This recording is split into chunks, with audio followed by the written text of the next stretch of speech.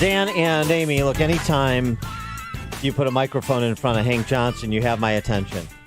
You have my undivided attention. Well, he even persuaded you to think differently, right? Representative Hank Johnson, Democrat from Georgia, yesterday during the, 14 hour marathon wasting time. He is a member of the House Judiciary Committee. He opined on impeachment, but as Hank Johnson often does, provided one of the more novel arguments that was offered yesterday. Things you probably hadn't considered when contemplating whether or not this president should be impeached and removed from office. He looked weak. Well, I tell you, that brings to mind the picture of President Trump and President Zelensky meeting in New York in September at the UN. And a big chair for President Trump, little chair for President Zelensky, big 6'4" President Trump, 5'11" Mr. Zelensky, President Zelensky, and they're standing there, and President Trump is holding court, and he says, "Oh, by the way, no pressure." And you saw President Zelensky shaking his head as if his daughter was downstairs in the basement, duct taped. Oh, there's kidnapping charges. Yeah. I mean, there's a imbalance of power in that relationship. Well, it always has been. It's the 5-inch height advantage. And there's no way that the nation of Ukraine can stand up to the power of the United States of America. And President Trump used that unequal bargaining position. I mean, that height advantage is unfair. That's an unfair fight. Well, that's why you have a big chair and a little chair. I mean, and this is very important stuff here. This is not the first time that Hank Johnson has really delved into the details. I mean, he's a measurement guy. He's a weights and measures guy. There was this, another instance where there was the idea we should stage more Marines on the island of Guam, and again, Hank Johnson was there at the ready to get into the details, the measurements. No, this is a island that at its widest level is 12 miles from shore to shore, and at its smallest level or smallest location, it's 7 miles between one shore and the other. Is that correct? I don't have the exact dimensions, but to your point, sir, I think Guam is a small island. Yes, so Guam is a small island. Says the commander of our Pacific Fleet having to entertain Hank Johnson, and then it persisted. Yeah, my fear is that the whole island will become so overly populated that it will tip over and capsize. Yeah. We don't anticipate that. I mean, how can anybody take him seriously?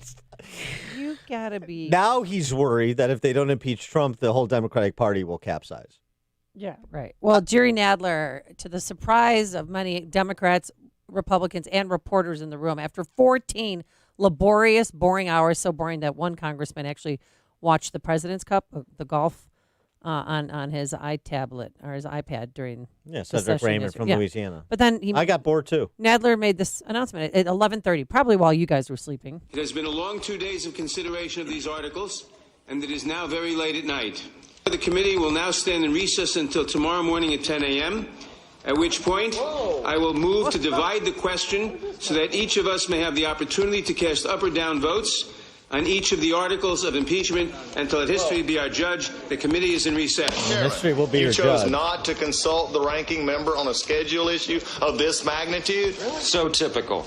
This is the kangaroo court that we're talking about. She's outrageous. It's more Stalin-esque than unbelievable. Not even consult. Just Stalin-esque.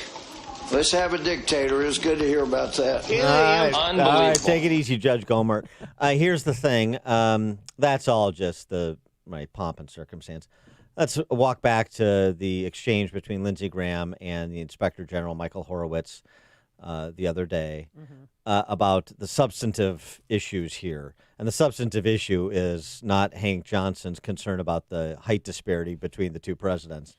The substantive issue is law enforcement agencies, FBI, and what they were doing and what, if any, trust the FBI should engender from the American public. The most powerful and arguably most powerful law enforcement agency in this country, and arguably the most important in the world.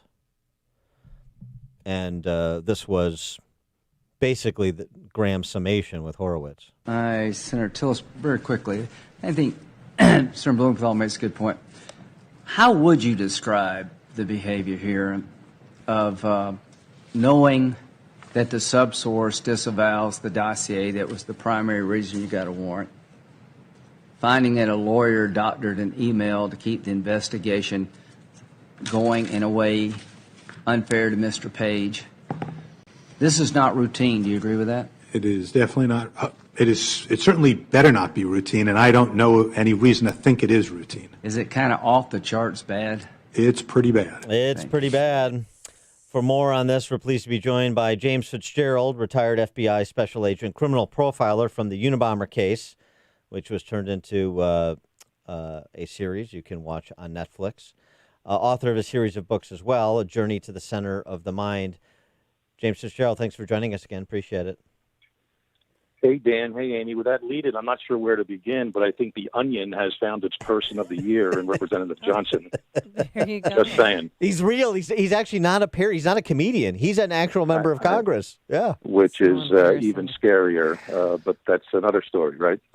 So Horowitz said pretty bad. How bad do you think the Inspector General's report was?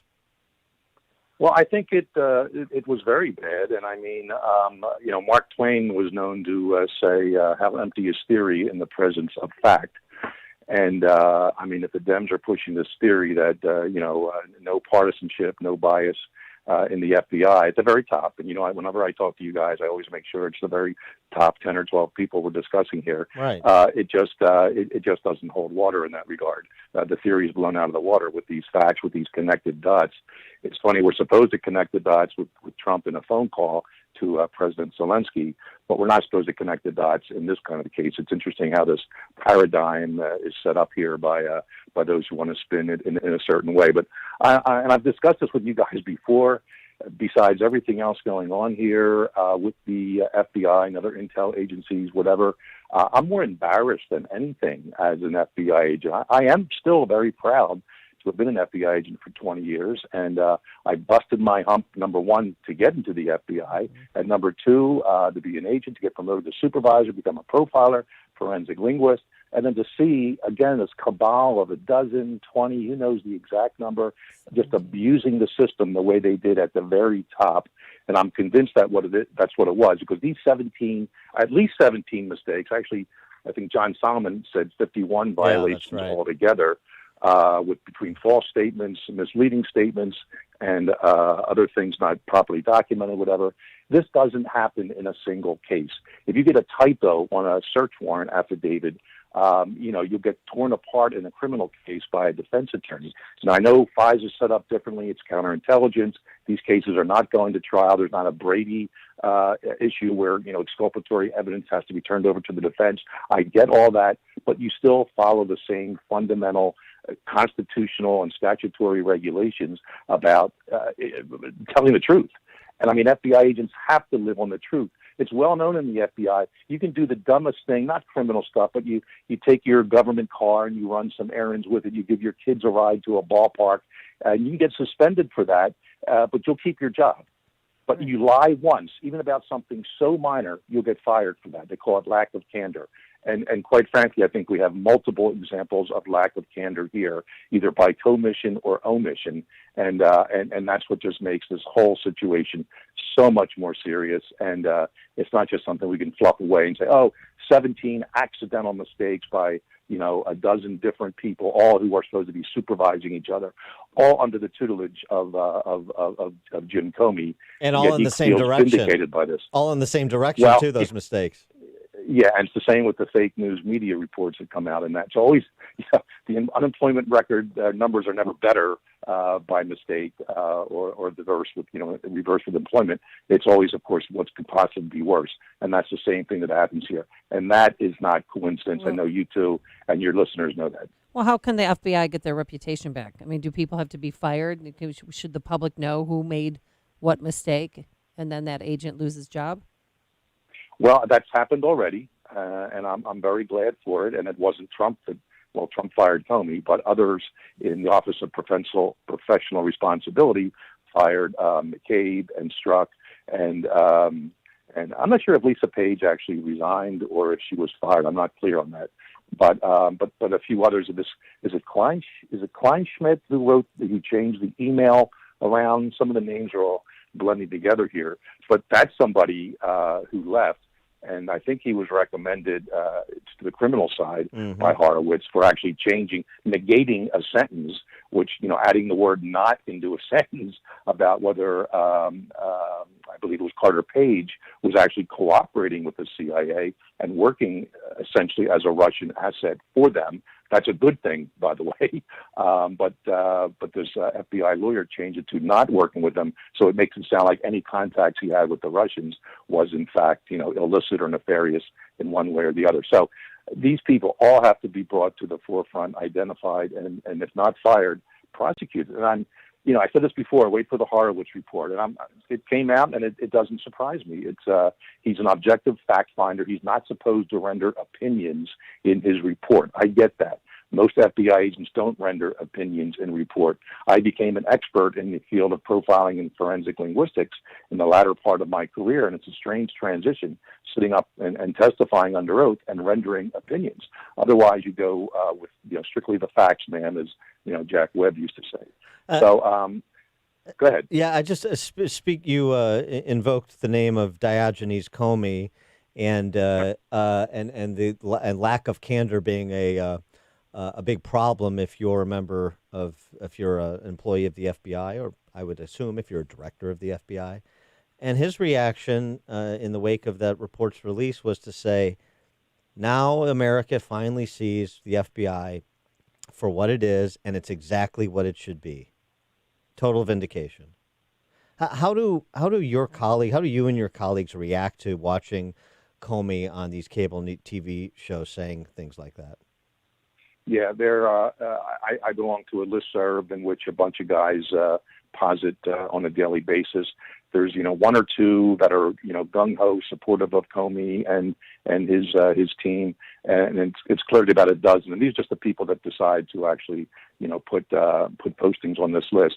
And it's definitely a dozen who feel the other way. I mean, everyone says we love our former agency. We have great trust and all, if you will, in the men and women who are doing the everyday jobs there, putting their lives on the line. It's these guys who just took control for several years, if not longer, and did what they did. This is not a vindication for Jim Comey, and I think he's going to have a lot more questions to answer before too long. And let me say too, it is, and I'm not the first one to point this out, but whenever Horowitz would answer a question about partisanship, about bias, it always was the caveat was always there. No documentary or testimonial evidence, which means, again, nobody said, oh, yeah, by the way, I purposely am biased and I did this just to, make my case against Trump or for Hillary Clinton, whatever. It just means that they didn't tell it, and they're not stupid enough to put in emails that, hey, everybody, I have an idea to really bring down the Trump presidency. Right. Let's do this. So that's all that they said. And the proving bias, it's very subconscious, and sometimes people don't even necessarily know that they have a bias that could actually affect their everyday work duties. So it's hard to prove something like that, but I think the next step of this, of course, is with AG Barr and with Dunham, and I think them coming out earlier this week individually saying we disagree with these findings is a real tell in terms of what we're supposed to see when this whole thing, finally is released, hopefully in the spring or so of next year. He is James Fitzgerald, retired FBI special agent, criminal profiler from the Unabomber case, turned into a great series on Netflix, Manhunt. Sam Worthington plays James Fitzgerald because I was unavailable. Oh, that's right. He's also the author of a series of books, A Journey to the Center of the Mind. James Fitzgerald, thanks as always for joining us. Appreciate it. You're welcome, Dan and Amy. Merry Christmas to you. Merry Christmas. You too. Thank you. Thank you. And he joined us on our turnkey.pro answer line. Before you see it on TV, share it on Facebook, or read about it in the paper, hear it here first. This is Chicago's Morning Answer on AM 560. The Answer. What's the easiest way to eat a lot of fruits and vegetables? Balance of Nature. Balance of Nature is the quickest and easiest way to consume several different sources of clean energy from the sun. By simply removing the water and air, Balance of Nature can take 31 whole fruits and vegetables and put them into quick and easy-to-eat capsules. With just 3 fruit capsules and 3 veggie capsules, you get the equivalent of over 10 servings of